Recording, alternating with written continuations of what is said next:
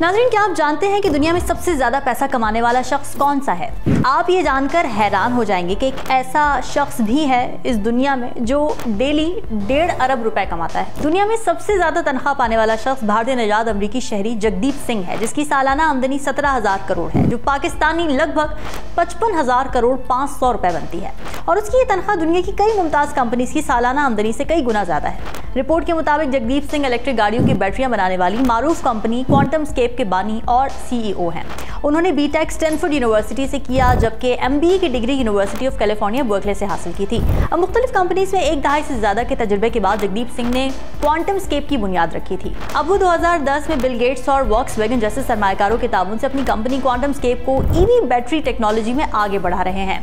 ये बैटरीज रिवायती बैटरियों से ज़्यादा महफूज और तेज़ी से चार्ज होती हैं, और ये बैटरियाँ दुनिया में बनने वाली बैटरियों में सबसे ज़्यादा बेहतर समझी जाती हैं।